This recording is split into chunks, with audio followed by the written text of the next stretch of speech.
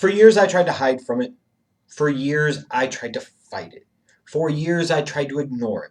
For years, I tried to sit there and turn the other cheek. For years, I tried to sit there to lie to you and lie to myself. But wouldn't you know, you could do a lot of things in this world, but one thing you can never do is hide from the truth. Eventually, the truth catches up with all of us. And I tell you what, Sunday night, April 6, 2014, the Mercedes-Benz Superdome in New Orleans, Louisiana, WrestleMania 30, the truth, she reared her ugly bitch head and she pimp slapped the shit right out of me. Wow. I knew someday this would come. Like I said, I didn't want to accept it. I didn't want to acknowledge it. I tried to fight it, and I tried to ignore it, and I tried to sit there and run away and hide from it as much as I possibly could. But deep down I knew someday that the one thing that I held sacred as a wrestling fan above all else, the one thing that meant the most to me above all else, was eventually going to be no more. And Sunday night, April 6, 2014, at the Mercedes-Benz Superdome in New Orleans, Louisiana, WrestleMania 30 was that moment. How I envisioned it in my head was that someday when this would happen, there would be a real story. There would be a real setup. It would feel as right as it could possibly feel for me. It would be the right guy and the right time and the right situation and the right moment. And then, at least if nothing else, I could sit there and say, well, it was a great run, but it had to happen. But unfortunately, we got none of that at WrestleMania 30. Here's what we got instead. We got a bad build-up to a bad match with a bad booking decision, a bad post-match reaction, a bad WrestleMania moment, which, by the way, created bad consequences for the night, of which the WWE will potentially feel for years to come. And of all people, the WWE and The Undertaker decided that the guy to break the streak was Brock fucking Lesnar. Where in the bluest of blue fucks did anybody involved with this decision think this was anything close to a remotely good idea? You would have thought that if going into it, you knew that this special thing was going to come to an end. This special thing that so many wrestling fans, such like myself, and so many more, held near and dear and sacred to their hearts. You would go out of your way to make this feel like something truly transcendent, something truly iconic, something that truly would stand the test of time. But instead, what you decided to do was drop the streak after over 2 decades of fucking investment to a guy who's a part-timer that advertises a sandwich shop on his short pants in his matches. Bad build-up, and a bad match, and a bad decision. And as it happened, it's 1, it's 2, it's 3. It was surreal, not only because the streak was over and the realization, the truth, smacked us across the face like a ton of bricks. But it's like, after over 2 decades, this is how it ends? After over 2 decades, after so many memorable moments and so many memorable matches and so many times where you truly felt it was this close to being broken and then somehow, some way it wasn't. This is how it's decided that it's going to end? This is going to be the nightcap to over 2 decades of fucking legend, over 2 decades of awesome, over 2 decades of accomplishment, over 2 decades of something that will never ever be touched again by anything in the WWE or professional wrestling as a whole. This unfulfilling, unsatisfying, completely idiotic piece of shit is what we got instead.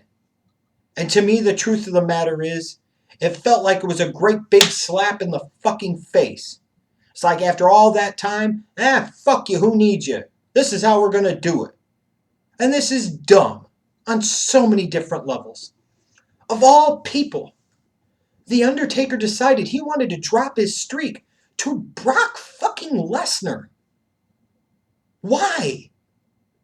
Now, let's just evaluate this for a second. This is the same Brock Lesnar that heading into WrestleMania 30 was 1-2 at WrestleMania. 1-2. And from a logic standpoint, this sure as fuck doesn't make any sense at WrestleMania. Need I remind everybody that this is the same Brock Lesnar that just 1 year earlier couldn't beat Triple H, the King of Kings, the Game, the Cerebral Assassin, at WrestleMania 29. The same Triple H, oh, that, by the way, The Undertaker beaten back-to-back years at WrestleMania 27 and 28, including the freaking, what was a glorified 2-on-1 handicap match, the end of an era Hell in a Cell match where Shawn Michaels was a special guest referee. And not to mention he beat him back in 2001 at WrestleMania 17. So Brock Lesnar, a guy with a career losing record at WrestleMania, the guy that couldn't beat Triple H, another part-time wrestler, at WrestleMania 29, is now able to beat The Undertaker, who was 21-0 at WrestleMania and had beaten Triple H 3 times at the biggest event of the year. 3 fucking times. And Lesnar couldn't do it once. Need I remind people that are sitting there and trying to justify this and trying to say this is some great, awesome thing? You are giving this great honor. You are giving this moment.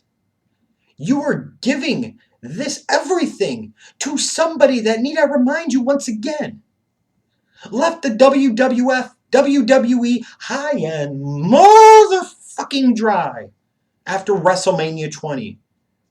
Do we all forget how much time, energy, and investment the WWE put behind Brock Lesnar in his first 2 years on the main roster in the WWE?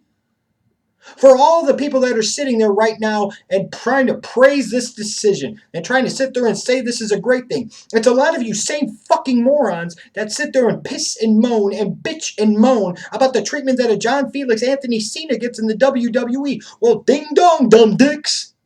Do you not realize that maybe if Brock Lesnar didn't leave the company high and dry after WrestleMania 20, they wouldn't have had to sit there and build up a John Cena to this point where they had to play it safe because they knew John Cena wasn't talented enough to go be a movie star or go do anything else. This was his only passion. They could sit there and rely on him as part of that fortunate four, if you will.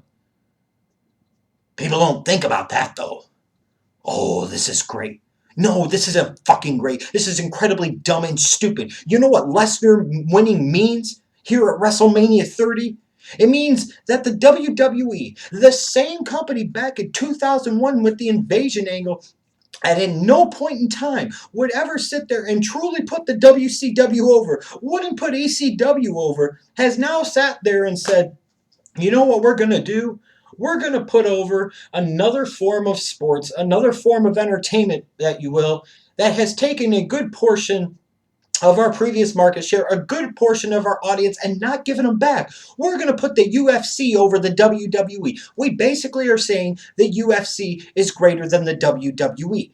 What we are also saying is that a part-timer like Brock Lesnar, who's been in the fold for 2 years now after being gone for 8, is greater than a CM Punk, is greater than a Triple H, is greater than a Shawn Michaels, is greater than a John Cena, and a Randy Orton, and a Daniel Bryan, and a Sheamus, and a Batista. And all of this for a fucking guy who is part-time and is no guarantee to be around long-term. Some of the hot fucking garbage I've been spoon-fed by some of the pro-WWE propaganda people for so many fucking years when it comes to the fact that they believe the streak should end because they were idiots and knuckleheads is the simple fact that, well, you have invested over 2 decades into this, and as a result, at some point in time, you got to be able to continue to get the return on that investment, so you got to break it at some point in time. And you know what? There is a little bit of logic to that. Flawed as it may be in my mind and in my opinion, there is at least a little bit of a shred of logic there. But if you were going to sit there and you were going to do this here and you were going to sit there and allow this to happen and you were going to sit there and roll this investment of over 2 decades over 401k style into a new 401k plan, why of all people Brock fucking Lesnar? I'm going to sit there and give it to a part-timer who might be around no more than another year in the WWE. And then what? And then what happens to that over 2 decades that you invested into the fucking streak? If you were going to sit there and just fucking have a Brock Lesnar do it, Taker, Vince McMahon, then why not give it to CM Punk at WrestleMania 29? Fuck! It's an end of an era match at WrestleMania 28. Actually, have it be the end of an era. Have Triple H end the goddamn streak. He had his buddy Shawn Michaels there. It was a freaking Hell in a Cell. That would have been the way to do it because at least you know that you were going to get some return on investment long term with Triple H being involved in the day-to-day operations of the WWE. Imagine how much more it would mean if a Triple H had actually been the one to end this streak at WrestleMania 28 in that end of an era match, and then he turns around and loses to Daniel Bryan at WrestleMania 30. Now instead what? It's going to go to a Brock Lesnar who might appear on Raw, and then he'll probably disappear for a couple fucking months. He'll work 2 or 3 big matches, and then that's it. And then you might not ever see him fucking again in a WWE ring. This was dumb. This was stupid on so many different levels. You know, for all the shit that people say about Cena, and I'm one of them, I will say this much. At least I could sit there and say at the end of the day, as much as it would have pissed me off to see him be the one to end the fucking streak because of what it represented to me as a wrestling fan, at least I would have known that he would have respected it. He would have appreciated it. He would have understood it. And you actually would have gotten more long-term return on that very, very long-term investment that you made as the WWE into that Undertaker character and into the freaking streak. And what did it end up doing? What did it end up doing, really, at the end of the day? What was the point of this? I mean, if you really think about it, here's some things that just really stand out to me. The fact that it was the Undertaker's call doesn't make it the right call. You know, he's earned that honor. Well, you know what? Maybe he has. And at the end of the day, maybe we have no choice but to respect it. But that doesn't mean we have to like it. And that sure as fuck doesn't mean it was the right decision. Even those people that we respect the most sometimes make the dumbest ass decisions in the fucking world. You see that happen with your friends and family all the time, don't you? This was dumb. It's just one of these things. Well, it was a great and shocking and surprising moment in the history of WrestleMania. Well, I bet it fucking was. And the reason nobody saw it coming was because of a bad build-up, a bad match, and a dumb booking decision. It was a bad post-match reaction. It created a terrible WrestleMania moment and had some very detrimental, dire, bad consequences to the night. Think about it this way. The next day after WrestleMania 30, instead of everybody talking about Daniel Bryan becoming the WWE World Heavyweight Champion, more people are talking about The Undertaker and the streak. Shock and surprise is not always good. You could have had 75,000 people at the Mercedes-Benz Superdome in New Orleans, Louisiana, break out in the world's biggest Cajun circle jerk. That would be shocking. That would be surprising. That doesn't mean it would be good. Some of you sick fucks would probably think it would be. I could sit there and come on camera here and show my penis. I promise you, it would be shocking, it would be surprising, but it wouldn't necessarily be good for all of you. Maybe for some of the ladies it would. We could all sit there, 75,000 strong, at the Mercedes-Benz Superdome in New Orleans, Louisiana, and take one huge hulk of crap right in the middle of that ring at WrestleMania 30. It would be shocking, it would be surprising, but again, that doesn't make it fucking good. Again, I emphasize over 20 years of investment into a character and into a performer and into a concept and into something special. Something that truly stood out. Something that was a pillar, a building block for WrestleMania. To potentially maybe get 1 year, 2 year of half-ass semi-returns from a part-time guy. And this logic that I've heard, well, Taker's a part-timer. Okay, Taker is an entirely different fucking category right there, so pound that up your ass. But if you had to sit there and say, well, you couldn't sit there and have any regular guy do it because that would be detrimental to him. You couldn't have a young guy do this and be elevated to the moon or have a top guy like a Cena do it because it would ruin him. Well, if you really feel that you had to have a part-timer like a Brock fucking Lesnar break it, then maybe it didn't need to be broken at all. Because if it ever was broken, it had been built up and cultivated and grown into such a dominant force and such a monster that by nature it was going to sit there and overpower everything else. And it was going to be the thing that everybody remembers. And it was going to be the thing everybody focused on. It was going to be the thing that ruined the night for everybody, no matter how much they try to sit there and say otherwise. By trying to kill this monster in their own way, the WWE and The Undertaker created a fucking monster. And that wasn't good. But at the end of the day, you know, like I said, you can sit there and you can run from the truth and you can hide from the truth and you can try and dismiss the truth. But it does no good. Those hard truths, again, like I've said a couple times, smack you right across the face. Here are some of the hard truths that I learned once the streak was broken at WrestleMania 30. I'm not a kid anymore. And maybe it's time for me to stop trying to desperately clutch to and grab for those glory days that are gone, and they are never coming back, ladies and gentlemen.